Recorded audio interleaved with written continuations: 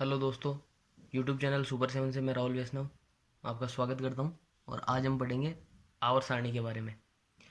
दोस्तों, हमें आवर्त सारणी की आवश्यकता क्यों हुई?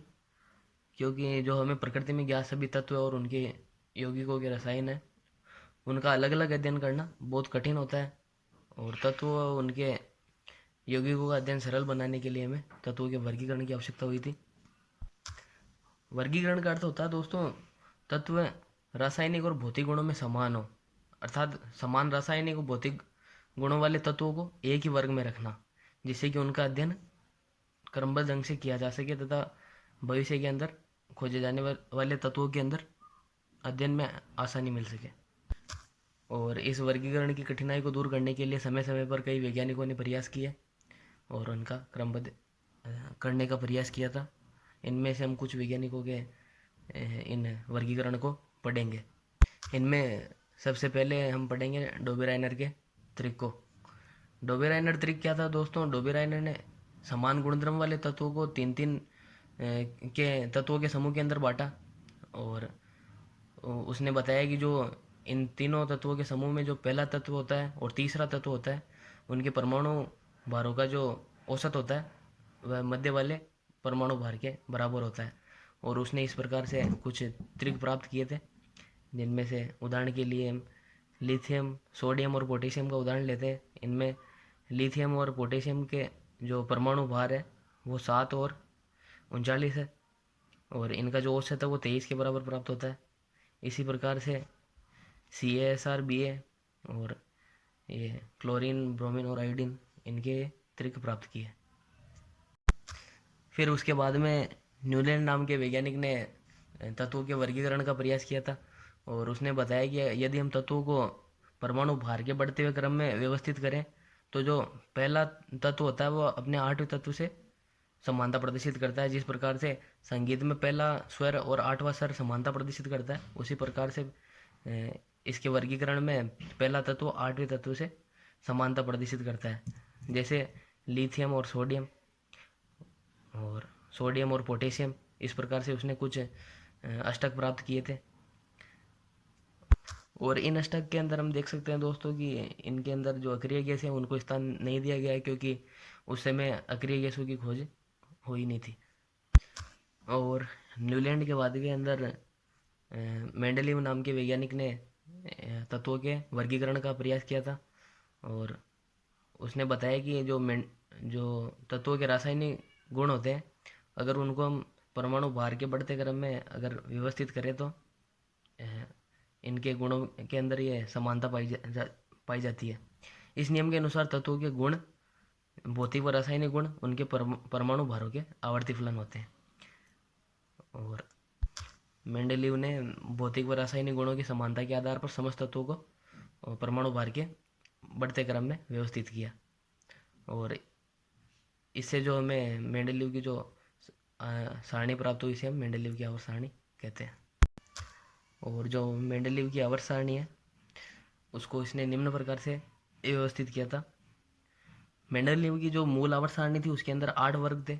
उस समय उत्कृष्ट गैसें ज्ञात नहीं थी, और जो शुरू के जो 7 वर्ग थे उन्हें 2 उपवर्गों ए व बी में बांट दिया गया था।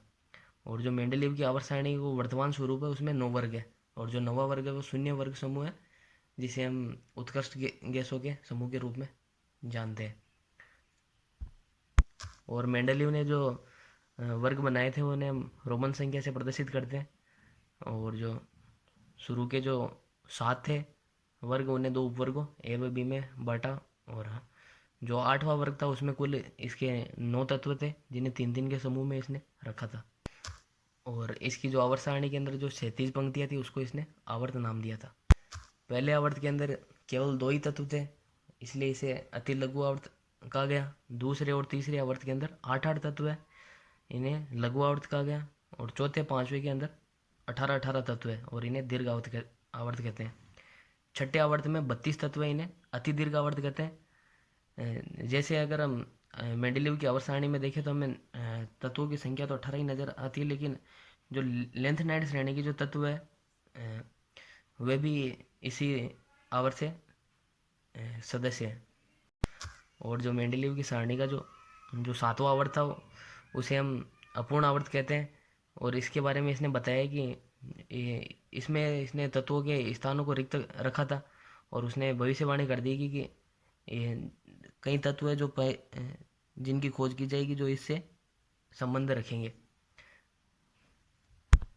और इस प्रकार मेंडेलीव ने उस समय अज्ञात तत्वों के लिए रिक्त स्थान छोड़ते हुए उनके गुणों तक की भविष्यवाणी भी कर दी थी, और इससे नए तत्वों की खोज में भी सहायता मिली।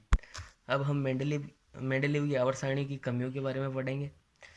देखिए दोस्तों, पहली कमी यह थी कि मेंडेलीव ने जो आवर्त सारणी बनाई थी उसका आधार था कि उसने तत्वों को परमाणु भार के बढ़ते क्रम में रखा था, लेकिन कुछ ऐसे थे जगह जिनके लिए इसका जो ये आवर्ती नियम था ये लागू नहीं हो रहा था। इसने आर्गन और पोटेशियम, जिनमें आर्गन का जो परमाणु भार होता है वो पोटेशियम से ज़्यादा होता है, लेकिन फिर भी आर्गन को पोटेशियम से पहले रख दिया, और इसी प्रकार कोबाल्ट को निकेल से पहले रखा, और जो टेलुरियम है उसको आयोडीन से पहले रखा, जबकि टेलुरियम का जो परमाणु भार है जो आयोडीन के परमाणु भार से ज़्यादा है। और मेंडेलीव की आवर्त सारणी की दूसरी कमी ये थी दोस्तों कि ये समस्थानों की स्थिति को नहीं समझा पाया था।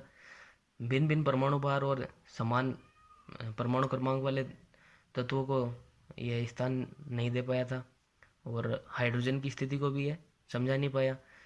जो हाइड्रोजन है इसमें जो इसका जो फर्स्ट ए वर्ग था 60 धातुओं का उससे, और जो हेलोजन वर्ग था सेवंथ बी वर्ग, इन दोनों उपवर्गों में स्थान इसने दे दिया था, जो कि गलत है। मेंडेलीव के आवर्त सारणी की चौथी कमी यह थी दोस्तों कि सर्वाधिक जो सक्रिय 60 धातु फर्स्ट ए वर्ग है, और सर्वाधिक निष्क्रिय धातु जो फर्स्ट बी वर्ग है, दोनों को इसने एक ही वर्ग में रख दिया, जबकि इनके गुणों के अंदर असमानता पाई जाती है। और पांचवी कमी ये थी दोस्तों कि समान गुणों वाले तत्व थे उनको इसने अलग अलग रख दिया, जैसे कॉपर और मरकरी है, गोल्ड और प्लेटिनम है, इनके अंदर गुणों के अंदर काफ़ी समानता पाई जाती है, लेकिन फिर भी इन्हें पृथक पृथक रखा गया। और छठी कमी ये थी दोस्तों की जो लेंथेनाइड और एक्टिनाइड थे इनकी स्थिति को भी ये समझा नहीं पाया था। अब हम पढ़ेंगे आधुनिक आवर्त सारणी और आधुनिक आवर्त नियम क्या होता है। देखिए दोस्तों, जो वैज्ञानिक थे हेनरी मोजले, वो तत्वों के जो अक्ष किरण स्पेक्ट्रम थे इनके बारे में अध्ययन कर रहे थे, और हेनरी मोजले ने तत्वों के अभिलाक्षणिक अक्ष किरण स्पेक्ट्रम में ये नियमितता पाई, और देखा कि जो अक्ष किरण की आवृत्ति होती है और जो परमाणु क्रमांक अगर इनके मध्य हम ग्राफ खींचे तो एक सरल रेखा प्राप्त होगी, लेकिन परमाणु द्रव्यमान और अक्ष किरण की आवृत्ति के अंदर अगर हम जो ग्राफ खींचे तो एक सरल रेखा प्राप्त नहीं होती है। अतः मोजले ने बताया कि जो परमाणु द्रव्यमान की तुलना के अंदर जो तत्व का परमाणु क्रमांक होता है वो उस तत्व के गुणों को दर्शाने में अधिक सक्षम होता है। अतः मोजले ने जो मेंडेलीव का आवर्त नियम था उसे संशोधित किया, और जिसे हम आधुनिक आवर्त नियम से जानते हैं। और इस नियम के अनुसार तत्वों के जो भौतिक और रासायनिक गुण होते हैं वो परमाणु क्रमांक के आवर्ती फलन होते हैं। यानी अगर हम तत्वों को उनके बढ़ते परमाणु क्रमांक में रखें तो एक निश्चित अंतराल के बाद उनके गुणों के अंदर तत्वों की पुनरावृत्ति होती है। अतः जो हमें आज आधुनिक आवर्त सारणी प्राप्त है इसका जो आधार है वो परमाणु क्रमांक प्राप्त होता है, अर्थात जो आधुनिक आवर्त सारणी परमाणु क्रमांक पर निर्भर करती है। और जो आधुनिक आवर्त सारणी है इसे हम बोर आवर्त सारणी भी कहते हैं, क्योंकि ये जो सारणी ओबो के सिद्धांत का पालन करके बनाई गई है, और इसमें बोर द्वारा इलेक्ट्रॉनिक विन्यास अवधारणा के आधार पर इसे व्यवस्थित किया गया है। सन 1984 में IUPAC ने प्रस्तावित एक सुझाव प्रस्तावित किया था, जिसके अनुसार जो दीर्घ आवर्त सारणी है उसमें जो वर्ग है जो फर्स्ट से 7 तक जो वर्ग थे जिन्हें हम ए और बी उपवर्गों में बांट रखा था उनका विभाजन समाप्त कर दिया, और जो 8वें वर्ग है उसके अंदर 3-3 के ये जो समूह के अंदर जो तत्व थे उनको भी पृथक कर दिया गया। और जो आज हमें आधुनिक आवर्त सारणी उसके अंदर 18 समूह है और 7 आवर्त है। यानी आधुनिक आवर्त सारणी के अंदर जो ऊर्ध्वाधर स्तंभ है जिन्हें हम वर्ग से जानते हैं उनकी संख्या 18 है, और जो क्षैतिज पंक्तियाँ उनकी संख्या 7 है जिन्हें हम आवर्त कहते हैं। और जो आधुनिक आवर्त सारणी का जो पहला, दूसरा और तीसरा आवर्त है इसे हम लघु आवर्त कहते हैं, क्योंकि इनके अंदर जो तत्वों की संख्या है पहले आवर्त में 2 है, और दूसरे में 8 है, और तीसरे में भी 8 है। और जो चौथा, पांचवा और छठा आवर्त है उसे हम दीर्घ आवर्त कहते हैं। चौथे के अंदर 18 तत्व है, पांचवें में 18 है, और छठे के अंदर 18 तत्व है, और 7वें आवर्त को अपूर्ण दीर्घ आवर्त कहते हैं, इसके अंदर 29 तत्व है। और जो आधुनिक आवर्त सारणी है इसमें 18 जो वर्ग है जो निम्न प्रकार है। जो पहले जो मेंडलीव की आवर्त सारणी के अंदर जो ये वर्ग थे जो इन्हें दो उपवर्गों में बांट रखा था, 1984 में आईयूपीए से इन्हें इन्हें समाप्त कर दिया और बाद में इन्हें अलग अलग वर्ग बना दिया। जो फर्स्ट ए से सेवन्थ ए तक के जो वर्ग है उनके वो अभी आधुनिक आवर्त सारणी में 1 से लेकर संख्या 7 तक के वर्ग है। और जो बाद में जो 8वां वर्ग है जिसे इसे हमें 3 वर्गों में बांट दिया और वर्ग संख्या 8, 9, 10 के रूप में इसे रख दिया। और जो शून्य वर्ग है इसे 18वें वर्ग के रूप में रख दिया। और जो ये फर्स्ट बी से जो 7th बी तक का ये जो वर्ग है इसे वर्ग संख्या 11 से 17 के बीच में रख दिया। इस प्रकार कुल 18 वर्ग में आज आधुनिक आवर्त सारणी में मिलते हैं। अब हम दीर्घ आवर्त सारणी के दोषों के बारे में पढ़ेंगे। पहला दोष यह है इस सारणी का कि इसमें भी हाइड्रोजन की स्थिति को स्पष्ट नहीं कर पाया, क्योंकि जो हाइड्रोजन है ये जो पहला जो वर्ग है उससे भी समानता प्रदर्शित करता है और 17वें वर्ग से भी समानता प्रदर्शित करता है। और दूसरी इसकी कमी यह है कि जो मेंडलीव ने जो आवर्त सारणी के अंदर लेंथेनाइड और एक्टिनाइड को जिस प्रकार स्थान नहीं दे पाया, उसी प्रकार इस जो आधुनिक आवर्त सारणी उसके अंदर भी इसके मुख्य भाग में इसे स्थान नहीं दिया गया है। और आधुनिक आवर्त सारणी की तीसरी कमी है कि जो समान रासायनिक गुणों वाले तत्व हैं इन्हें इसने पृथक पृथक वर्गों में रखा है, जैसे बेरियम और पीबी और कॉपर और एच। अब हम पढ़ेंगे 100 से अधिक परमाणु क्रमांक वाले तत्वों का नामकरण। दोस्तों पहले तो जो ये परमाणु क्रमांक 100 से अधिक वाले तत्व हैं इनका नामकरण इनके खोजकर्ताओं के नाम के आधार पर ही रखा जाता था, लेकिन फिर कई विवाद हो गए। जैसे कि परमाणु क्रमांक 104 था, उनकी 2 देशों ने एक साथ ही घोषणा कर दी कि इसकी खोज हमने की है, अमेरिका और जो रसिया है। तो अमेरिका ने तो इसे रदरफोर्डियम नाम दे दिया और रसिया ने इसे कुर्साटोवियम नाम दे दिया। तो ऐसे विवाद ना हो इसके लिए आईयूपीएसी ने एक नियम पारित किया जिससे कि 100 से अधिक परमाणु क्रमांक वाले तत्वों का नामकरण किया जा सके। इस नियम के अनुसार परमाणु क्रमांक 3 अंकों में अतः इन अंकों के आधार पर तत्वों के प्रतीक 3 अक्षरों में व नाम 3 शब्दों में होना चाहिए। और प्रत्येक अंक के लिए एक मूल नाम बनाया गया। जो अंक है 0, 1, 2, 3, 4 ऐसे 9 तक, इन सभी के अलग अलग मूल नाम दे दिए। 0 को नील, 1 को एन, 2 को बाई, 3 को ट्राई, 4 को क्वाड, 5 को पेंट, 6 को हेक्स, 7 को सेप्ट और 8 को ऑक्ट और 9 को एन। और जो तत्व का नाम लिखने के लिए तीनों अंकों के मूल नाम क्रम से लिखते हैं और अंतिम अंक के मूल नाम से अनुलग्न एम लगा देते हैं। और यदि नाम के अंत में एन आए तो एन को हटा देते हैं, और यदि बाई और ट्राई आए तो आई को हटा देते हैं और अंत में एम आई यू एम लगा देते हैं।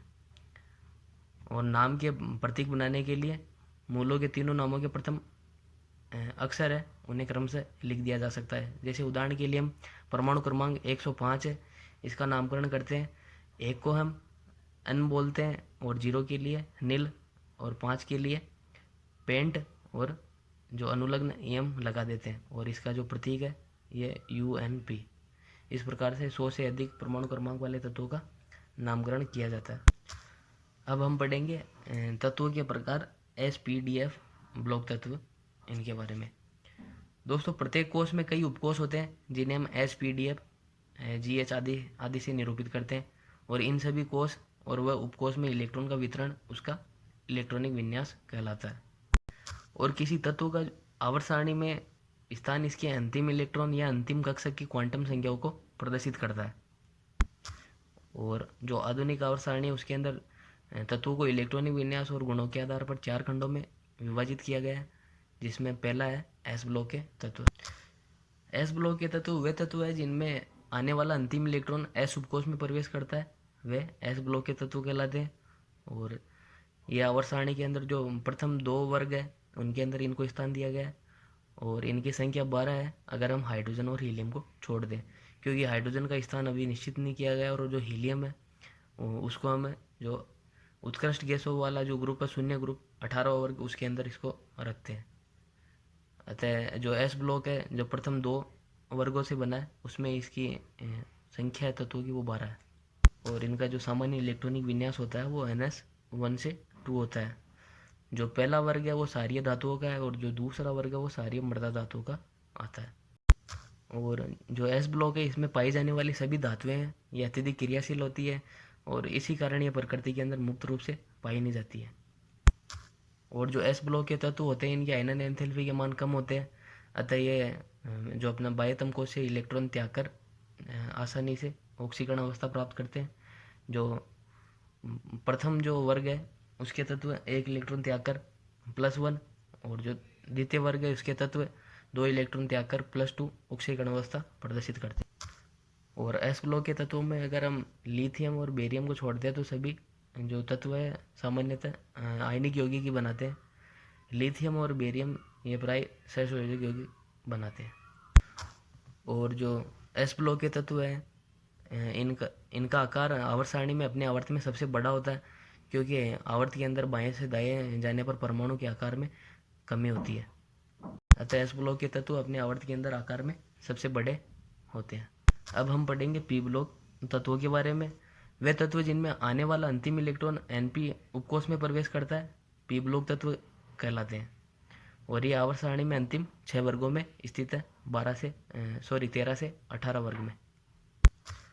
और जो पी ब्लॉक के तत्व होते हैं इनके अंदर धातुएं भी होती है, उपधातुएं भी है, अधातुएं भी है, और उत्कृष्ट गैसें भी है। जो 18 वर्ग वो पूरा है उत्कृष्ट गैसों का ही ग्रुप है। और पी ब्लॉक के जो तत्व है इनकी संख्या 30 है। और पी ब्लॉक के तत्वों का इलेक्ट्रॉनिक विन्यास है ये NH2 Np1 से 6 होता है। और एस व पी ब्लॉक के तत्वों को सम्मिलित रूप से हम निरूपिक तत्व या प्रतिनिधि तत्व भी कहते हैं। और जो उत्कृष्ट गैसों की रासायनिक अभिक्रियाशीलता होती है वो बहुत ही कम होती है, क्योंकि इनके अंदर जो इनका कोश होता है बाह्यतम कोश ये पूर्ण होता है, जिसके कारण ये आसानी से अभिक्रिया नहीं करते हैं। वर्ग संख्या 16 जिन्हें हम चाल्कोजेंस कहते हैं, और वर्ग संख्या 17 जिन्हें हम हेलोजन कहते हैं, इनके तत्वों में क्रमशः 2 और 1 इलेक्ट्रॉन की कमी होती है। अतः इस वर्ग के तत्वों में उच्च ऋणात्मक इलेक्ट्रॉन लब्धि एंथैल्पी के होने के कारण ये 2 व 1 इलेक्ट्रॉन ग्रहण करने की प्रवृत्ति रखते हैं, और ये इस प्रकार से उत्कृष्ट गैस का इलेक्ट्रॉनिक विन्यास प्राप्त भी कर लेते हैं। आवर्त में बाह्य से दाएं चलने पर जो पी ब्लॉक के तत्व हैं इनमें अधात्विक लक्षणों में वृद्धि होती है, जबकि वर्ग में ऊपर से नीचे जाने पर धात्विक लक्षणों में वृद्धि होती है। अर्थात ऊपर से नीचे जाने पर जो ये इनके जो धात्विक लक्षण है इनमें वृद्धि होती है, क्योंकि ये आसानी से इलेक्ट्रॉन त्यागने की प्रवृत्ति इनकी बढ़ जाती है। और जो पी ब्लॉक के तत्व है इनका आकार एस ब्लॉक के तत्वों से छोटा होता है, क्योंकि आवर्त में बाएं से दाएं जाने पर परमाणु आकार में कमी आती है। अब हम पढ़ेंगे डी ब्लॉक तत्वों के बारे में। वे तत्व जिनमें आने वाला अंतिम इलेक्ट्रॉन N-1d कक्षक में जाता है उन्हें डी ब्लॉक तत्व कहते हैं। जैसे जो चौथा आवर्त के तत्व हैं डी ब्लॉक के तत्व, उनमें जो अंतिम इलेक्ट्रॉन है वो 3d के अंदर जाएगा N-1d में। और उसी प्रकार जो पांचवा आवर्त है उसके जो डी ब्लॉक के तत्व है उनमें जो अंतिम इलेक्ट्रॉन है वो 4d में जाएंगे। इसी प्रकार से क्रम चलता रहता है, और इस प्रकार से डी ब्लॉक तत्व की 4 पूर्ण श्रेणियां बनती है, 3d, 4d, 5d और 6d। 3d के अंदर स्केडियम से जिंक तक, और इस प्रकार से 4d के अंदर जो परमाणु क्रमांक 39 है उससे 48 तक। और जो 5d श्रेणी उसमें परमाणु क्रमांक 57 लेंथेनम, और जो उसके बाद में 72 परमाणु क्रमांक से लेकर 80 परमाणु क्रमांक तक के जो तत्व है वो 5d श्रेणी में। और 6d श्रेणी में जो 89 एक्टिनम है एक तो ये, और जो 104 से 112 तक के परमाणु क्रमांक वाले तत्व है वे 6d श्रेणी में आते हैं। दोस्तों परमाणु क्रमांक 57 के बाद के जो 14 तत्व है उन्हें हम लेंथेनाइड कहते हैं, और जो परमाणु क्रमांक 89 है इसके बाद के जो 14 तत्व हैं उसे हम एक्टिनाइड तत्व कहते हैं, और इन्हें हम आवर्त सारणी के अंदर अलग नीचे स्थान दिया गया है। डी ब्लॉक के तत्व हैं जो एस और पी ब्लॉक के तत्वों के मध्य स्थित होते हैं, और वर्ग संख्या 3 से 12 वाले तत्व डी ब्लॉक के तत्व कहलाते हैं। दोस्तों डी ब्लॉक के तत्वों की संख्या 40 है, और इन तत्वों की पहचान आंतरिक डी कक्षक में इलेक्ट्रॉन भरे जाने के आधार पर की जाती है। जिस प्रकार जो चौथा आवर्त है उसके अंदर जो डी ब्लॉक के तत्व है वो n-1 यानी 4-1 3D उपकोष में इलेक्ट्रॉन भरे जाते हैं, और जो इन तत्वों का सामान्य इलेक्ट्रॉनिक विन्यास है वो n-1 s2p6 d1 से 10 ns0 से 2 होता है। और ये सारी की सारी धातुएं हैं, जो 40 तत्व है सारे धातु है, और इन जो तत्वों के जो आयन होते हैं प्राय रंगीन होते हैं, इनका कारण डी संकरण होता है। और ये तत्व परिवर्ती संयोजकता भी प्रदर्शित करते हैं, और ये सामान्यतः अनुचुंबकीय गुण प्रदर्शित करते हैं क्योंकि इनके जो बाह्यतम कोश है उनमें अयुग्मित इलेक्ट्रॉन पाए जाते हैं। और ये तत्व उत्प्रेरक के रूप में भी अभिक्रियाओं में काम में लिए जाते हैं, और ये तत्व एस व पी ब्लॉक के तत्वों के मध्य एक सेतु का कार्य करते हैं। इस कारण इन्हें डी ब्लॉक वाले तत्वों को संक्रमण तत्व भी कहते हैं। दोस्तों अब हम पढ़ेंगे एफ ब्लॉक तत्वों के बारे में। वे तत्व जिनमें आने वाला अंतिम इलेक्ट्रॉन एफ उपकोष में जाता है वे तत्व एफ ब्लॉक तत्व कहलाते हैं, और ये आवर्त सारणी में छठे और जो 7वें आवर्त है उनके सदस्य हैं। जो लेंथेनाइड्स होते हैं जो एफ श्रेणी के अंदर, वो जो परमाणु क्रमांक 57 उसके बाद के 14 तत्व है, और जो एक्टिनाइड होते हैं वो परमाणु क्रमांक 89 के बाद के 14 तत्व हैं, और इनका स्थान आवर्त सारणी में पेंदे के अंदर रखा गया है, और इनकी संख्या 28 है, और इनका सामान्य इलेक्ट्रॉनिक विन्यास n-2 f1 से f14 n-1 s2p6 d0 से 1 ns2 होता है। और जो एफ ब्लॉक के तत्व इन्हें 2 भागों में बांटते हैं। पहला भाग है लेंथेनाइड परमाणु क्रमांक 58 से 71, और इनकी संख्या 14 है, और इनका जो इलेक्ट्रॉनिक विन्यास है n-2 f 1 से 14 n-1 s2p6 d0 से 1 ns2 होता है, और इन्हें हम 4f श्रेणी कहते हैं क्योंकि n-2 है। छठे आवर्त में रखने पर 6-2 4f श्रेणी प्राप्त होती है, और इन्हें आंतरिक संक्रमण तत्व भी कहते हैं, और साथ ही इन्हें दुर्लभ मृदा धातुएं भी कहते हैं। और इस श्रेणी के तत्व के गुण होते हैं वो लगभग समान ही होते हैं। दूसरी श्रेणी है एक्टिनाइड श्रेणी। इसमें परमाणु क्रमांक 90 से 103 के ये जो 14 तत्व है इनको रखा गया है, और इनका इलेक्ट्रॉनिक विन्यास n-2 f 1 से 14 n-1 s2 p6 d0 से 1 ns2 होता है, और इन्हें 5f श्रेणी कहते हैं क्योंकि ये 7वें आवर्त के सदस्य हैं। n=7 रखने पर यह 5f श्रेणी प्राप्त होती है, और इन्हें आंतरिक संक्रमण तत्व भी कहते हैं क्योंकि इनमें 3 बाह्यतम कक्षाएं अपूर्णीय रहती है, और इस श्रेणी के तत्वों की अनेक संभावित ऑक्सीकरण अवस्था होने के कारण इन तत्वों का जो रसायन है लेंथेनाइड श्रेणी के तत्वों से अत्यधिक जटिल होता है, और ये तत्व प्राय रेडियो एक्टिव होते हैं। और जो परमाणु क्रमांक 92 में यूरेनियम, इसके बाद के जो 11 तत्व हैं उन्हें हम परा यूरेनियम तत्व कहते हैं। यानी परमाणु क्रमांक जो 93 है इससे 103 वाले जो 11 तत्व हैं इनको हम परा यूरेनियम तत्व कहते हैं। आज के लिए दोस्तों इतना ही, और हम अपने अगले वीडियो के अंदर जो तत्वों के गुणों में आवर्तिता है उसके बारे में पढ़ेंगे, धात्विक अधात्विक गुणों के बारे में पढ़ेंगे। और अगर दोस्तों अगर वीडियो अच्छा लगे तो लाइक और शेयर ज़रूर कीजिएगा, और जो चैनल है उसे सब्सक्राइब ज़रूर कीजिएगा। Thank you.